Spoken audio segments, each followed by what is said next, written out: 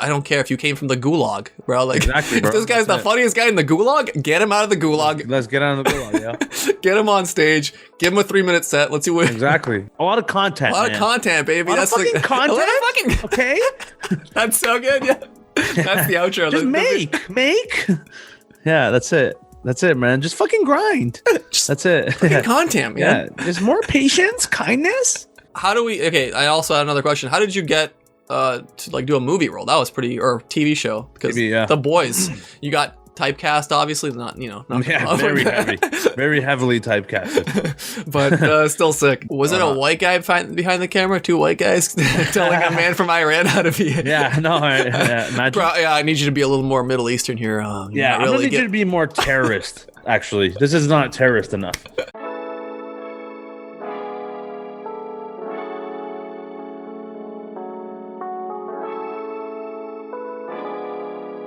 You're listening to Bought with Nelly.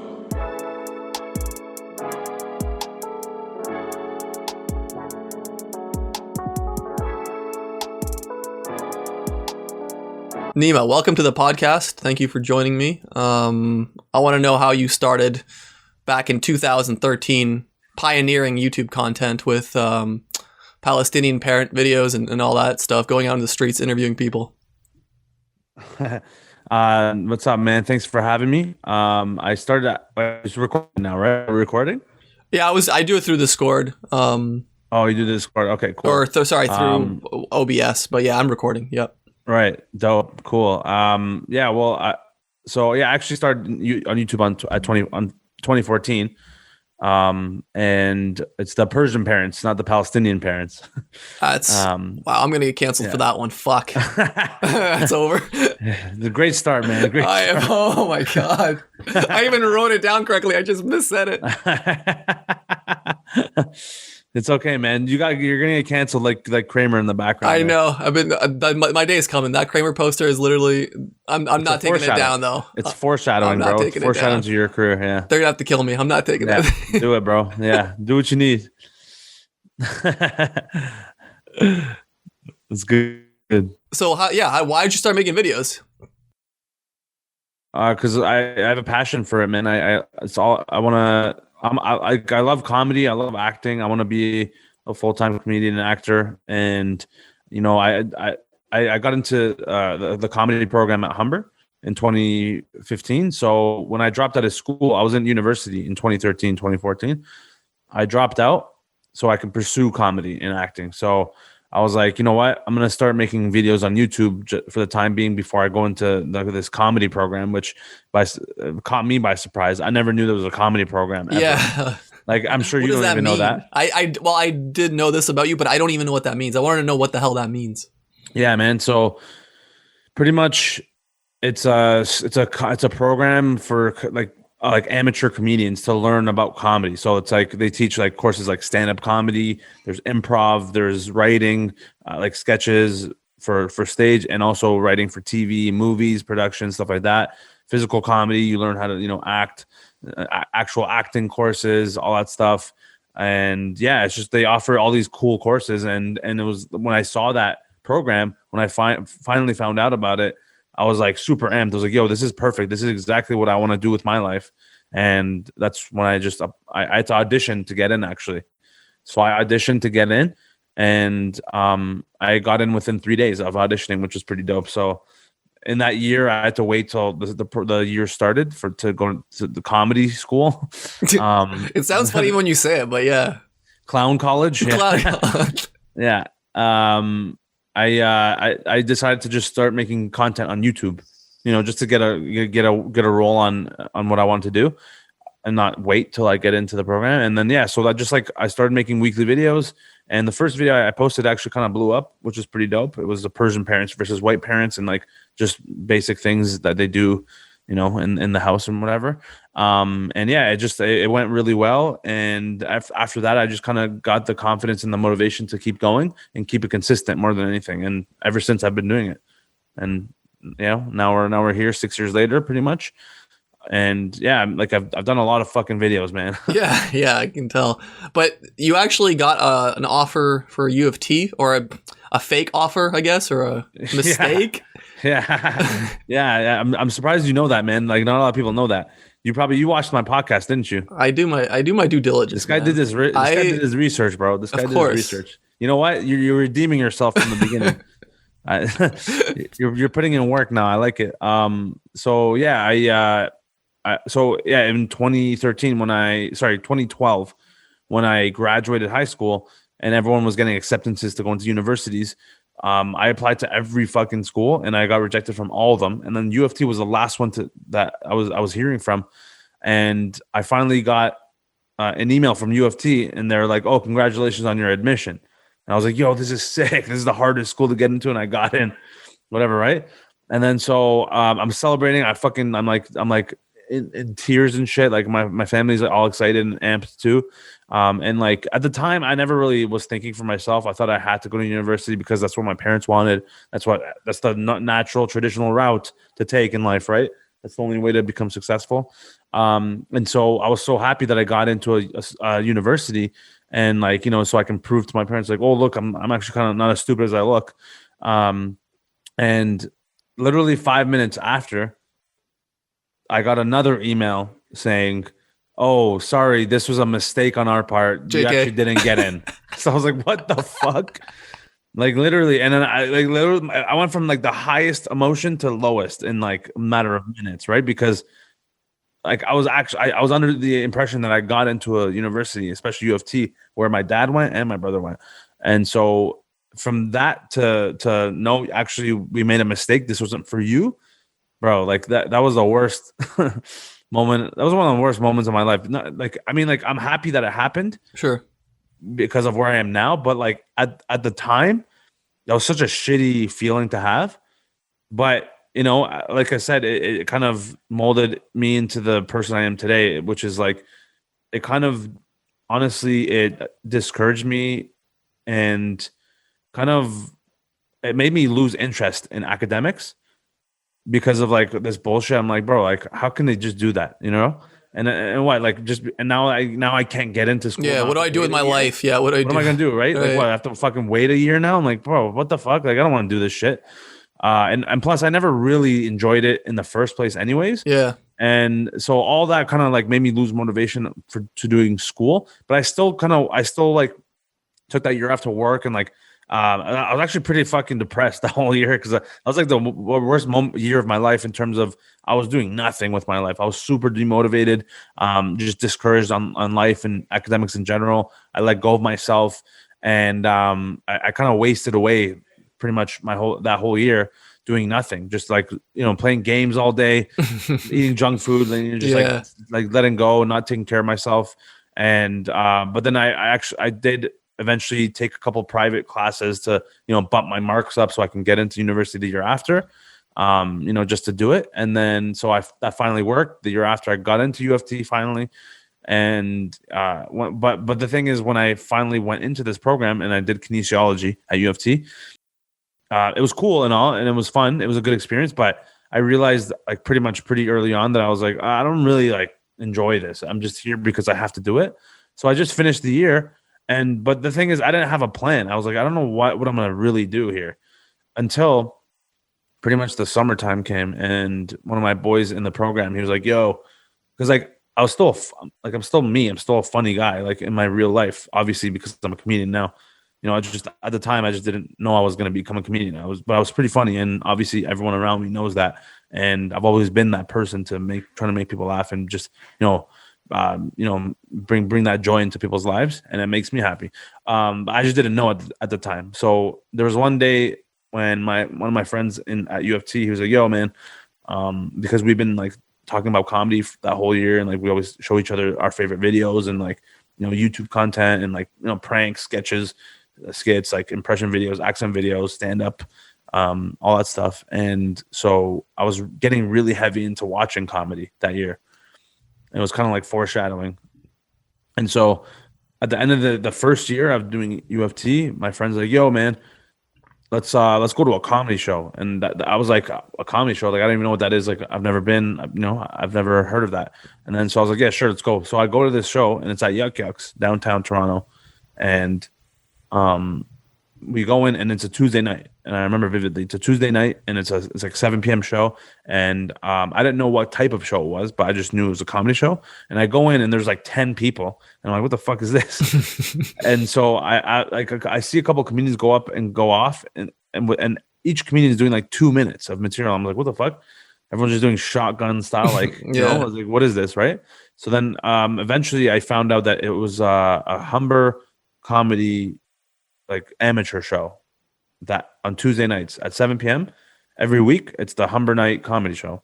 And I was like, Humber Night Comedy Show, what is that? So after the show, I went up to one of the comedians who was on the show, and I was like, yo, man, you know, that was cool. Like, you're funny.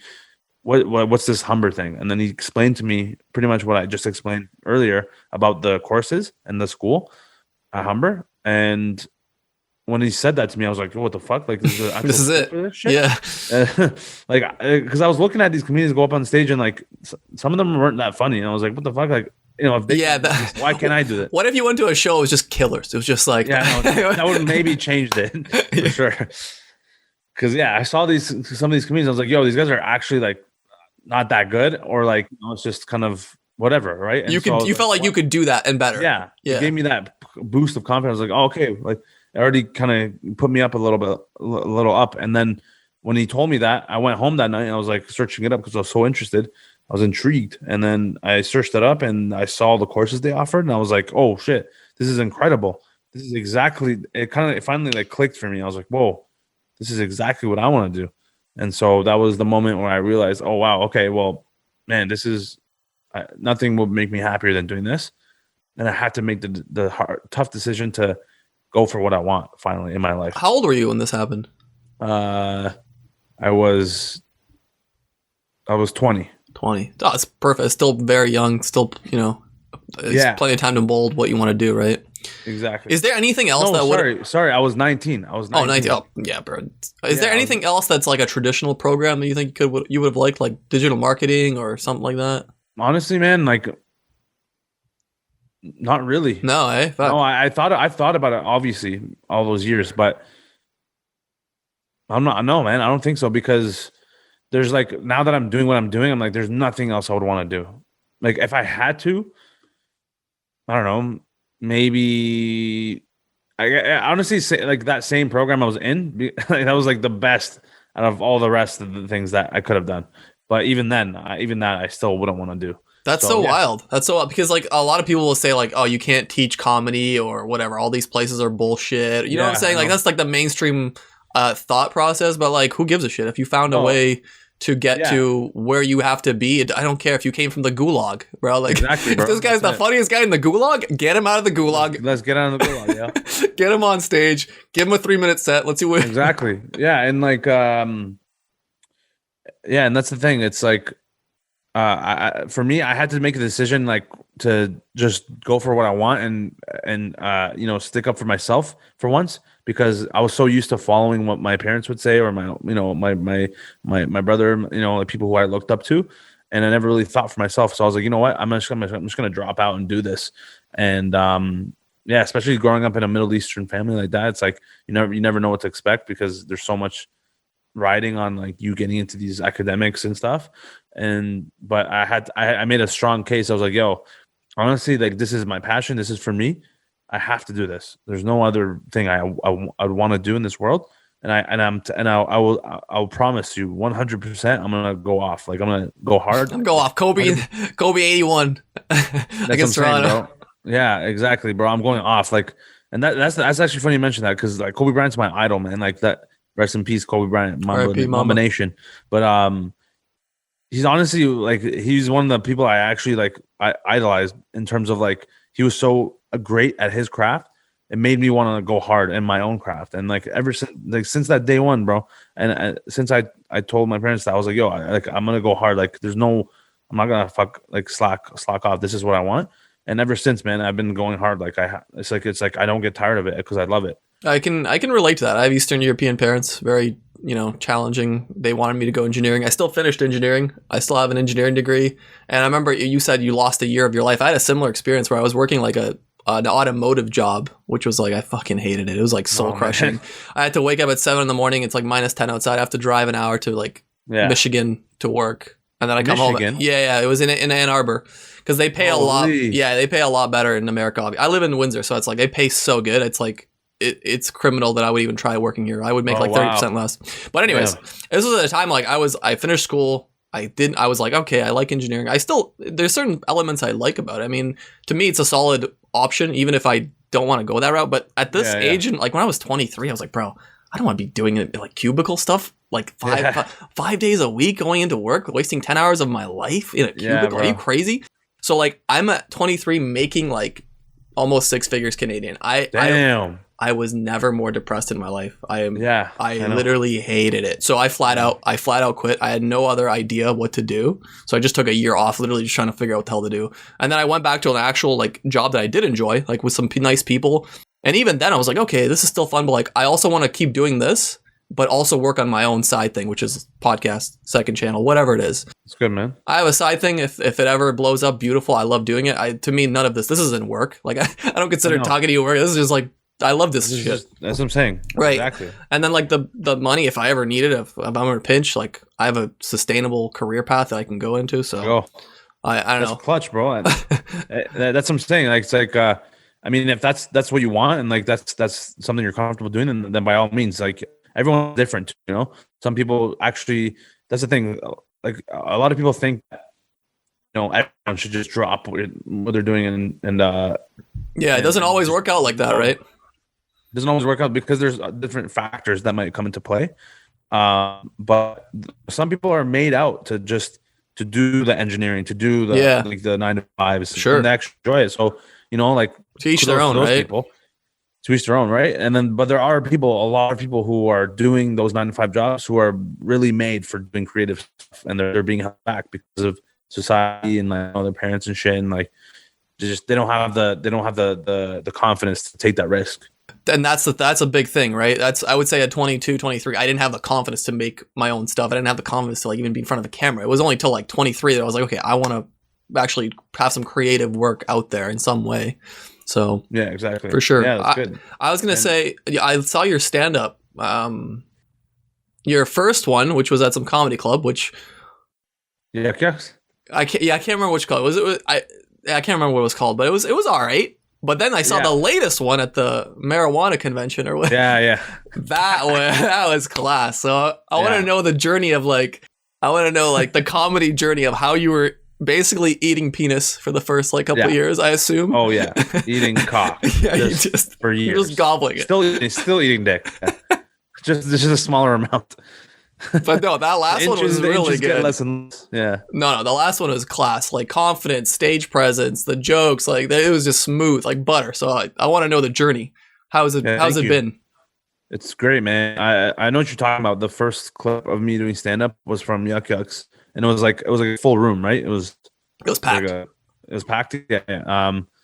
Yeah, man. I remember that vividly. At the time, I thought I was good, and I was like, I look at it now, I'm like, I want to throw up. I want to throw myself in traffic. It's terrible. But I feel the same way about like my first videos though. Like it's not like you're not alone. My first like 100, 1,000 videos are fucking cringe. Like I can't. Of course. I can't watch it today.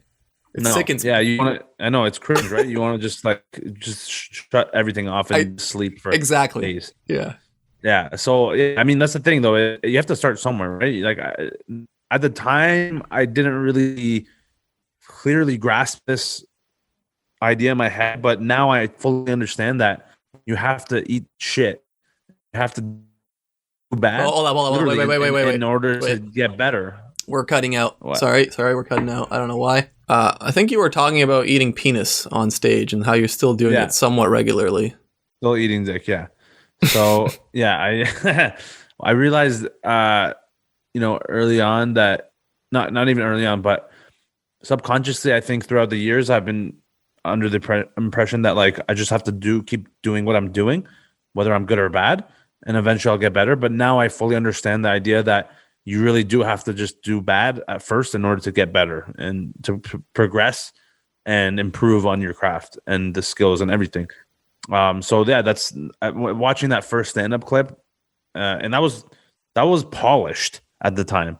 There were so many other videos I have or audio recordings of me doing stand-up before that. That's even worse. And so it's crazy to see the progression over the years of like, holy shit, man. Like this is where I started. This is where I was in the middle. And then like, even like last year to, there's always something I'm like, oh man, like it kind of makes me cringe. I'm like, shit, I could do this better now. So, but that's the thing. It's no one's ever perfect right away. Even along the way, no one's ever perfect ever. It's just a matter of just getting better and better every time. And so that's that became so easy for me to grasp, and especially now with content too and stand up when it comes back, hopefully, because of dumb fuck COVID, can't do anything. But yeah, man, like it's just like I'm always prepared to just put stuff out or just do it and try new things and seeing how it goes. And then if it does bad, then it is what it is. If another way to look at it is if it does bad, for the most part, not as many people are going to see it. So it's like you don't really have anything to lose. It's like put that shit out there. If it does good though, like you just hit the lotto. You haven't either. Amazing, right? Exactly, yeah. And especially with stand up, it's like it's live performance, right? So it's like you're going to do it in front of an audience of people who probably will never see you again. Most of them, true, for a while at least, right? And when so you live in a big city like Toronto as well, or near Toronto, wherever you did it, right? Yeah, true. Yeah.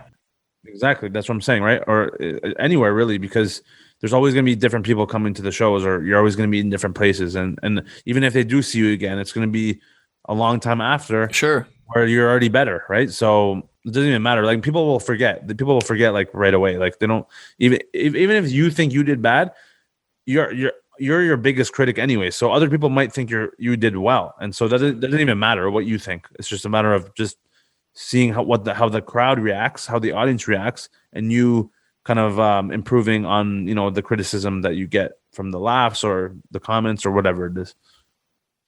And then it's simple like that. It's very simple. So how did it get? Yeah, I want to know, when did you start feeling like, okay, the comedy's getting good, or do you even still feel that way today? Like, damn, you look back at a set you did a year ago or 6 months ago, you're like, damn, that sucked. Like, how do you look at sets today?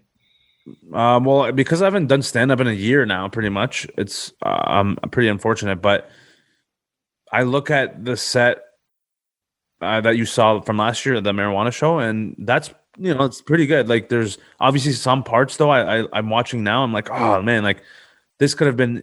I know how to make this even better now. But timing, words, small things, right? Like really delivery, keeping it concise, shorter. You know what I mean? Stuff like that. But like. I wouldn't have known that if I didn't do it and posted it or like have it, you know what I mean, and recorded it myself. So yeah, I mean, it's all about. It's always gonna be improving and getting better along the way. But yeah, like now I'm ready to go back on stage, and I have a totally different mindset because I haven't done it for so long, and I've actually been doubling down on content. I see how like comedy is more. I'm more clear on how comedy works, and it's just about it's just repetition. That's all it is. It's repetition. It's like most things in life, right? Repetition is huge. Yeah, that's how I found you through. By the way, that's how I found you through the content. Like that, people complain about the algorithm and stuff. Like, oh, algorithm this, bro. Like I literally find half my guests because YouTube is so good. Like I just find random people. You found me on YouTube? I was either on YouTube or someone sent me like a funny video of yours, like when you were doing like the Canadian impersonation. I'm like, bro, this guy's hilarious. I wonder if he's free on the pod. Like, so yeah, that's dope. Yeah, exactly. That's what I'm saying. Like a lot of people, and even me, like until recently, I would complain about, oh man, like the algorithms fuck. Like it's not showing my videos, like certain videos, and I'm like, fuck. But then. At the end of the day, I'm like, well, it is what it is. Like, I can't change it. Like, what am I going to do? Force people to watch my shit? I just have to keep going. And then eventually people will see this shit, and then it'll get better and better, and it'll blow up eventually. With consistency, it's bound to happen. You do a lot of, this is really interesting to me. You do a lot of different kind of content. You do a podcast, you do a vlog, you do Instagram videos, you do TikTok videos. Is there a reason why you're like, because I'm in the similar like mindset. I want to do like 10 different things at once. Like my floor is literally like 1,000 different papers and shit that I haven't even looked at yet. Why are you diversifying your content so much? Well, because you have to, man, especially in this digital age where content is so accessible everywhere and people are always putting out shit, and the consumers are watching like exponential amounts of content now compared to last year and the year before and the year before. It's like you've like the content creator has, or just content in general has become way less significant in terms of like, if you post one video a week, that's like people will forget about you almost. It's like you need to put as much as possible. That's me on the other channel. Fuck. It's over now. No, I'm just saying like, no, I'm just fucking with you. I'm just fucking with you. Yeah. No, but I'm saying like, especially as a comedian, like you like honestly, just the more you put out, the better your chances of growing a following and growing a support base and you know, just developing your skills. There's no bad part about putting out more content. It's all benefit. It's all a benefit to your skill, to your craft, to your comfortability on camera, to your material. There's so much benefits to it. And so the reason why I keep it diverse is because, you know, maybe some people might follow you for a certain thing, but then like they might like other things as well. And so why not do other things that I can do on different platforms and then have them follow me on there too. And so, you know, the more diverse you are, the more larger audience you can reach as well. And you don't want to get tied down in one thing too. That's another thing with you. Never. Because if once you like you become really successful at one certain type of thing, and I realize like that's great. There's like I'm not taking away that from anyone. Like that's to be even good at like one random video game and have 1 million followers. That's impressive. But I'm the type of person where I can't do one thing. So it's like, if I ever did decide to then switch, it would be so difficult because they're only here for this one thing. This is what you've given them. This is what they're accustomed to. This is why YouTube is like a very niche thing, right? They don't. Exactly. That's what I'm saying. And people will get bored easily if you keep posting the same shit or the same style of video, because eventually they're gonna be like, okay, man, we get it. So what's next? So that's what I think. What's next? So as I'm doing content already now, I'm like thinking about what's something new I could do later. You know, I'm always trying to like keep it fresh because you don't want to lose interest of people, and then like it just becomes kind of, I don't know, it just kind of loses its value. Yeah, I want to know how did the Instagram and TikTok blow up happen? When did you start posting on there, and you know? Yeah, so YouTube has been going since 2014 till this day. It's the most consistent it's been now, but I'm pretty much consistent throughout the 7 years.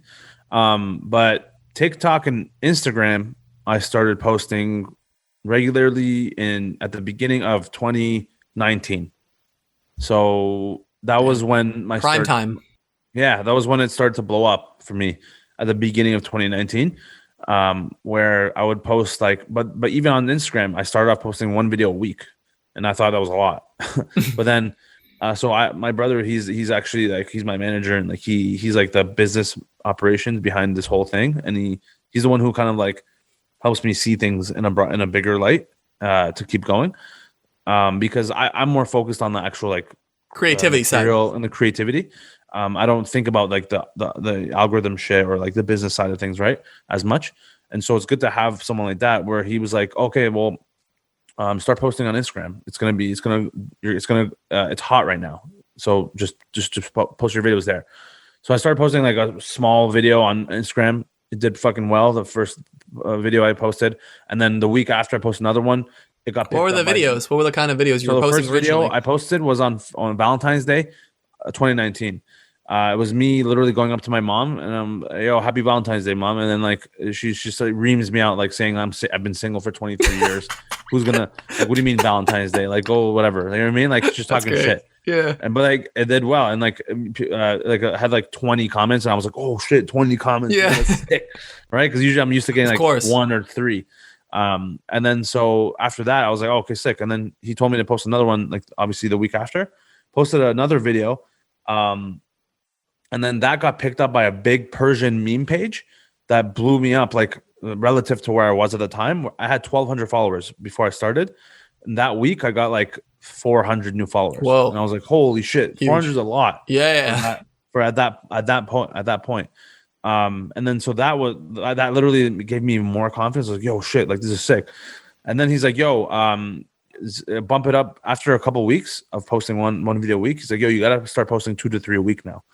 because up the game. I was like 2 to 3 a week. How the Rookie. fuck He's am I like gonna do rookie that? numbers. He's doing like the Wolf of Wall Street shit. He's like, we gotta pump those boys. That's what I'm saying, bro. This guy's going off. Like, I'm like, yo, relax, bro. Like, how am I gonna do all this content? So, but that's the thing. I pushed myself, and I was like, okay, fine. And I was doing it on TikTok as well. Same, like, kind of similar videos, but different, but like the same amount. And man, it kept on in TikTok. It naturally would get a lot of views. It was starting to blow up, and then Instagram, it would get picked up by every video that in the next like month or two would get picked up on every meme page that like I was doing, like that was related to the video I was doing. And that shit was like I was catching fire. It was momentum. Yeah. And then like after a few months of doing 2 to 3 videos a week, then he was like, okay, man, now time to do daily videos. This was after like 6 months, I think, where I was like, what the fuck? Like daily videos? Are you insane? How am I going to do daily videos? There's no way. But once again, I pushed myself, and because like, 2 to 3 videos seemed a lot when I was doing one a week. But then I did it consistently every week, right? And then I was like, okay, fine, I'll try daily. And once I really started to like, push myself and So you set a high goal, right? You set that goal. You're like, I can do it. Yeah. There's no turning back. Like I was realizing, okay, like this is what I have to do. I just started doing it, and then man, I was doing daily videos at some point after the 6-month mark, and I kept it going for a long time until now, obviously. But I was doing daily videos now for like a year and a half, and then recently in the past few months. Now he's like, all right, man. Well, you got to do 2 a day, right? And so, like, not so. But the point is, like, it, like, a certain number seems like a lot because you haven't done it yet. But yeah, of course. Now daily videos is like nothing to me because I'm like, I've been doing it for so long. It's like too easy. I mean, if you have all these ideas, then there's no problem. The only thing I would kind of worry about a bit more is like losing the creativity as like if you're like trying to factory produce content. I have this problem too sometimes where I think like, man, I should make so many different videos, and I'm like, I'd rather have some sort of like, for me at least, creativity. It's not as a good a video for me. But that, like I said, that depends with everyone, right? Depends, man. But that's the thing. It's like for me, I've been doing this for so long. I know what works. I know what I'm good at. And I finally have full confidence in what I'm doing that I don't even care what I put out at this point. Not that I don't care about the content itself, but I don't care about what people might think or, how it might come off or if it's funny or not. Like as long as I know it's funny in my own head, I think it's funny or it makes me happy to do it, then I'm very happy to put it out. It's very simple for me to just do it and do it. Right? And you won't really know if it's to a certain extent. You don't know what the video is until you put it out there. Like you in your head can think it's the best video ever. It sucks. Exactly. You can think it's the worst video ever. It's amazing. I have that too. Exactly. Like, all the time. Right. Like that's how it is. That's literally how it is, man. And like it's the truest thing because it's like it happened to me so many times where I'm like, oh man, I don't know about this, but I'll still post it and the fucking people love it. Dude, so many people have sent me your videos. It's wild. So at a certain point, I'm like, all right, fuck me. Like, I'll follow this guy. Like, fuck off, guys. I don't have to send me the videos anymore. I'm just going to watch him from the source. All right, fuck off. Let's go. I love that shit. Oh, that's beautiful. So how do we, okay, I also had another question. How did you get to like do a movie role? That was or TV show. Because The Boys, you got typecast, obviously not very heavily typecasted, but still sick. Yeah, exactly. I got an acting agent after a year of doing my comedy stuff, and I got pretty lucky. It was like one of the best agencies in Canada, and yeah, man, I literally my first ever audition I did was for The Boys, and I didn't know what it was at the time. I just knew it was for a TV role or some shit. Like, they didn't even tell you the character. They didn't even tell you the background or anything. Nothing. They just said, oh, you have to speak Arabic. I was like, oh fuck. Well, that's fucking fantastic. Here we go. And the thing is, I don't speak Arabic. Oh, really? No. So my language is Farsi. Persians speak Farsi. Okay. Arabic is for every other country in the Middle East and like Africa, some parts of Africa. So yeah, like the Arabic is not a language I'm familiar with, but in a way, I it was easier for me to learn because I'm already so good at picking up on people's accents and languages. I'm just like phonetically, it's like fucking butter to my ears. Yeah. I can easily pick it up. You know what I mean? And so I learned it pretty quickly, and then I did the audition. It was my first ever audition, and like apparently I killed it, and they booked me for the role that like the day after. What's the audition like? I want to know no one's really talked about auditions here before, so I want to know. It's pretty cool, man. Like, I mean, like it's a very tedious process. It's there's a lot of rejection. I've done a lot of auditions over the past 2 years now. I've gotten rejected at like hundreds. Like you just don't get them. It's like my dating life. It's nothing. No, that's what I'm saying. No, literally every day is a failure for me. But yeah, it was cool, man. Like literally, you just go in, you sign up in the front. There's usually like a studio or it's like a random room somewhere in a building. There's a paper you sign in, whatever your time and your name, and then you get called in. You go in, and there's a camera, and because they film you, and there's two casting directors usually or one, and then like one assistant who's like manning the camera to like film you, and someone's reading the lines with you. Off camera, and then they go through the script that you were supposed to rehearse for the audition, and you just do it at your best ability, and then they give you a couple notes.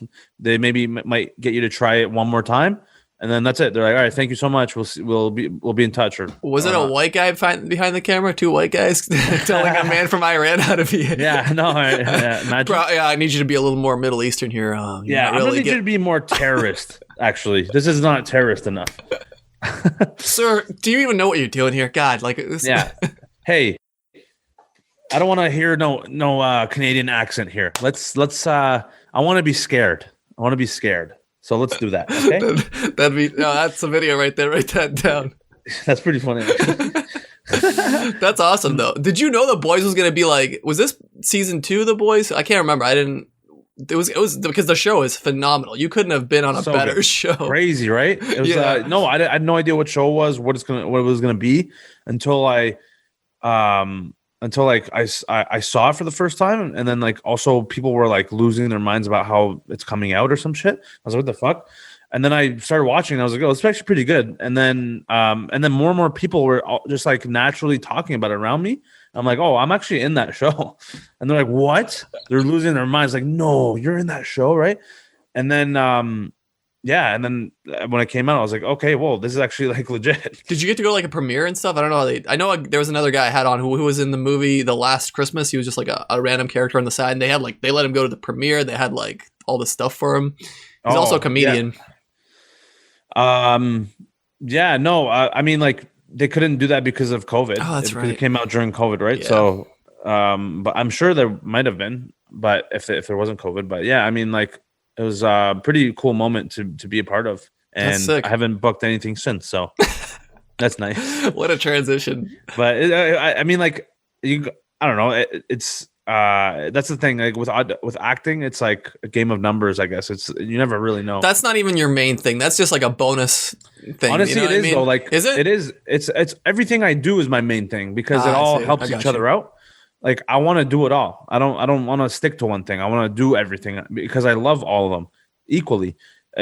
But the thing is that's why it's so fun for me, because there's so many different outlets for me: stand up, content, and then acting. And then, like, if I go big in acting, that's fantastic. It'll help my stand up because I can, like, I'll get money, I'll gain fans. Same with content.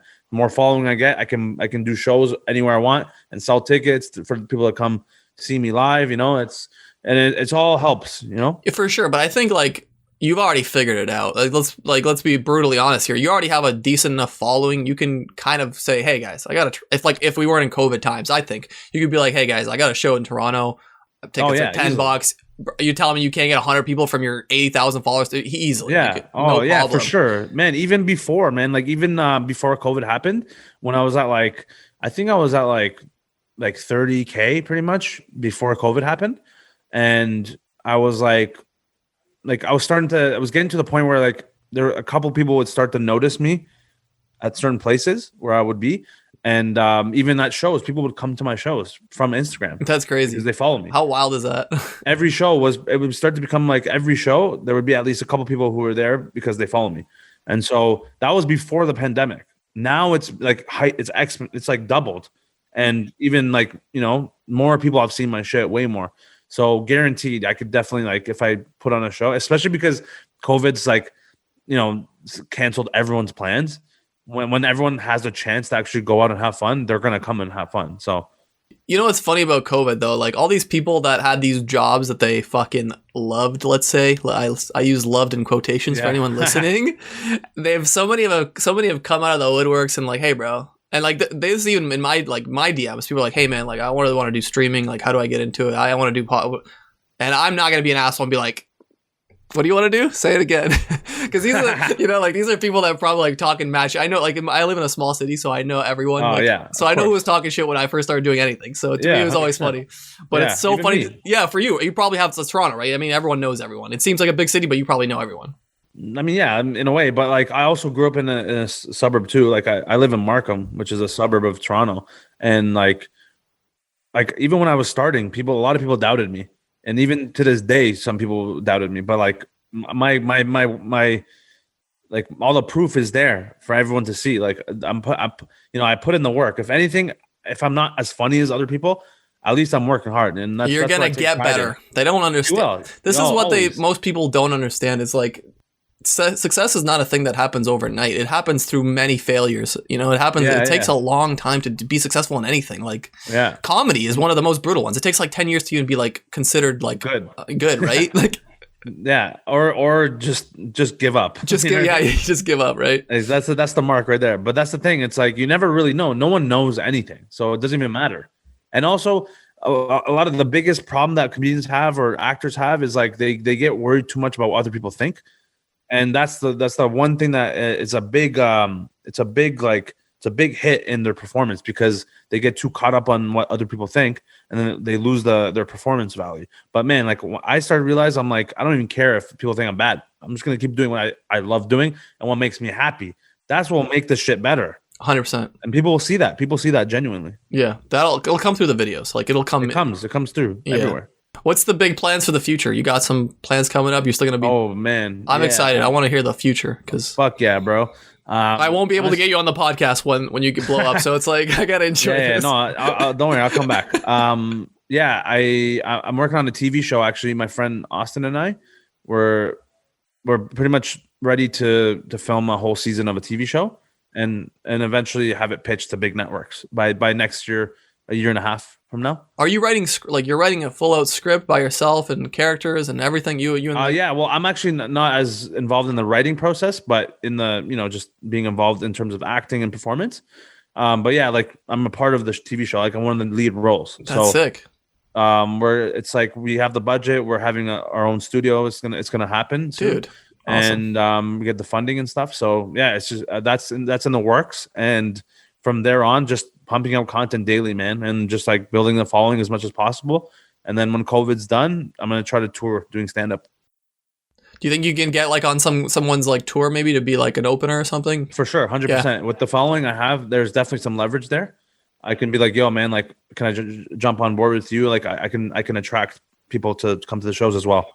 Yeah, for sure. And then also even doing my own ones with my friends who are also comedians. Really? That's beautiful. Yeah, because like there's a couple of guys who I always do videos with and I want to do stand up with, and I want to do a tour with those guys as well. So what about like YouTube plans? Are you still going to be uploading vlogs and shit? Oh man, yeah, YouTube is going to be Mortadella News. Mortadella News, bro. So that's going to be weekly by starting next week. Weekly Mortadella News, and then also I'm working on so many new segments that are going to be coming out. Like I'm doing a whole food series. It's going to be pretty dope. I'm pretty excited to release that, and then also by the end of this year, I'm going to be posting 2 YouTube videos a day. Holy shit, dude. And on top of the daily Instagram, daily TikToks, daily tweets, daily Snapchat, daily fucking everything, bro. I'm going off. And live streams. Literally COVID 81. You're dropping 81 pieces of content a day. Yo, I'm not holding back on nobody, bro. No one's safe, man. No one's going to see what's coming, bro. I'm telling you, I'm going to go off. And then also, yeah, like streams too. Live streams a couple a week. Little Q&A or Q&As, live streams. You play any games? Like, you're a gamer or no? Gamer, yeah. So also I'm gonna be streaming on Twitch with gaming as well weekly, and then also and also drumming. Drumming? I'm a drummer. Yeah. Oh, dude, that's wild. Yeah, I love it, man, and I love all that shit, man. Music, singing, dancing, a lot of that. I love. You're a doing all showman that. in the truest sense of the word, I would say. Then I love you just it. love entertaining Yeah. people. That's your. I love it, man. It's the nothing more in the world I'd rather do than all that shit, man. Yeah. Do you think it's funny that a guy from Iran does the most perfect Canadian Italian and like all these like random like what do people say like about that? It's great, man. People actually never know what my background really is anymore. It's like no one really knows anymore. It's just it's so ambiguous because like people are like, yo, you have to be Italian. But Really? like, oh, you're definitely Persian, or you're definitely like you're Russian, right? You're Serbian. You're Serbian, right? Hey, You know what I that's mean? me. That's fine. Yeah, that's you. Yeah, exactly. I Yeah. can see it. I can see it. I mean, yeah, that's the thing. Like, I can look the part any background ethnicity I want, which is pretty cool, and I know the accents, so that helps the case too. Yeah, So, I was gonna say, where did this like? Why are your accents so good? You know, just Toronto, and you know so many people from those backgrounds, or yeah, I grew up around like the most diverse group of friends and people in school, and man, Scarborough and Markham especially is pretty, and Toronto in general is the most diverse city in the world. So, man, I grew up around Indians, Tamils, Chinese, fucking white people, like true like like hockey guys, dude, basketball guys. those are the best ones, brother. All the you know what I mean. Canadian Like ones are my everyone. favorite. Like, Yeah. they're so spot on. Yeah. So it's like I've always had a natural knack of like just like reading people's mannerisms and their accents and how they speak and just I think I'm very cultured. So it That's a helps funny with sentence, all that. though. It's a fun. I'm very cultured. I I know know, how to right? make. Yeah. I know how to make fun of every culture. Yeah, exactly. I know how to just roast everybody. Yeah, exactly. That's the truest form of not being racist. Being able Yeah. to make fun of everyone. Beautiful. Well, and realistically, everything is racist, but like it's not. Depends on the intention. Sure. I'm not intentionally trying to hurt anyone or bring 100%. people down. You know, I want to make people laugh and bring light to to people about different cultures and different ethnicities. And so, and not just that, but like anything in general. Just with stand up, I don't just do accents. I do like observations. I talk about my family. You know what I mean? Like there's different jokes there. But yeah, like I don't know. Yeah, I just want to put on for everybody. I gotta ask this one. This was one of my hot items that I had to ask on my little list here. The pranks on your mom. Is she okay? Like, these are the most. Bro, what is wrong with you? Stop that. Nah, bro. I gotta keep going off, bro. Yeah, man. She's a good sport, bro. Like honestly, like when I first started doing pranks on her, she was like obviously pretty pissed, but like she kind of low key Finds it funny, because like once she saw that people were viewing it and like more people were seeing it and actually like engaging and saying how much they love my mom, and she was seeing that, she's like, she loved it. She loved it. Like she didn't ever said it, but she's like, you can tell like she's like, oh, she gets excited when people comment about her now. Dude, So, I have a similar, like I had a prank video that did really well. Like it was a FIFA prank video. And I Nice. basically did a drone video with my friends playing like outdoor footy. And then I Yeah. did some like crazy editing and I made it look like FIFA, the video game. oh wow. You can, if you're walking by in a store, let's say like in your Walmart, you see it playing on screen, you're not going to notice the difference. Wow, really? So I went into my like living room and I put it on my TV and I was playing and my dad comes by. I'm like, Dad, you see the new like 4K FIFA? And I filmed all of this. This was money. No. And he's like sitting there, he's watching. He's like, wow, these graphics. He's like, yeah, he's like 4K. Yeah, these graphics are crazy. I'm like, bro, like that's like my friend Matt. Like that's like, he's like, no. That's amazing. Got his Wow. reaction. He did not, like 100% did not know. My mom didn't know. So she was like in the background laughing kind of. Wow, that's hilarious. And then, I was like, I posted online. It was like the front page of FIFA, Reddit, whatever. What? That's sick. And then my dad, like, I got an engineering degree. I don't think he's told anyone. Like, I mean, like, it's not a thing like you're telling people. Like, it's expected. Like, I'm fucking Yeah. Serbian. You should have 2 engineering degrees. Like, what the fuck? Exactly. But that video, I literally, like, every single person that he knows about that video. That's so funny. It made it Wow. on, like, a Serbian website, like, that he goes Oh my to. And he was God, just like, really? and he was like, he's loving it. That's So jokes. That's so good. to me, that moment was like more precious than like all the I know, videos right? I've ever done. It was so Exactly. It feels good, yeah, when it does well like that. good. Yeah. So I was like, man, like, Wow. listen, like, there's a moment here where I can make some quality stuff that's like bigger than anything I've done. And it's like, I might not make $1 billion from it, but to me, it's like such a creative, fun pursuit. Yeah. Yeah, and it makes you happy to do. So that's all that matters. All that matters, bro. You got to go soon. I appreciate it. Thank you for coming by. This was a blast for me. Anything you want to plug? Anything you're doing? Yeah. I mean, thank you for having me, first of all. And this is actually a pretty fun conversation. You know, usually people who I do podcasts with, it's more robotic and. Oh, dude, there was a podcast you did with your brother and some other guy. I forgot. It was called Gab or something. Or Gifted Gab. Dude, that was great. I literally because I always do like a little bit of background. I'm like, let's just like put on this 2-hour podcast. Yeah. This was like a spiritual awakening. These guys are talking about so many different things. Like, dude, this is like, I had to put down my video games. I'm like, all right, let's just like think about what are they talking about? Yeah, man, that was a fun podcast, man. My boy Alex, he's the like the co-creator of Gifted Gab. Yeah. Yeah, man, it was we always have fun conversations on that podcast. So yeah, it was a really fun time. Plug anything you got to plug. But yeah, this is man. Like I'm just doing what I'm doing, man. Daily content on Instagram and TikTok. I do weekly vlogs on YouTube. You know, a weekly podcast with my brother called Straight and Curly. It's on Spotify, any audio streaming platforms. Straight and Curly, and just weekly YouTube content. And just a lot of content. A lot of content, baby. That's fucking content. Okay. That's so good. Yeah. That's the outro. Just make. Yeah, that's it. That's it, man. Just fucking grind. That's it. Fucking content, man. Yeah. There's more patience, kindness. That's it. So dude, that's it, man. I'm just doing what I love, man, every day, and I'm hoping more people want to tune in and enjoy the videos, man. And I'm trying to be a big movie star one day. I'm trying to tour the world doing stand up. I'm trying to do all that shit. So beautiful. Hopefully I can. The journey. Yeah, I was gonna say. Hopefully when that comes, you can come back and we can have a even longer chat because this was a lot of fun for me. Thanks a lot. For sure, man. Definitely. Yeah, I appreciate it, man. And keep doing what you're doing, man. And do what you love and do what makes you happy. Beautiful. Outro. Thanks, man. I appreciate you so much. Peace.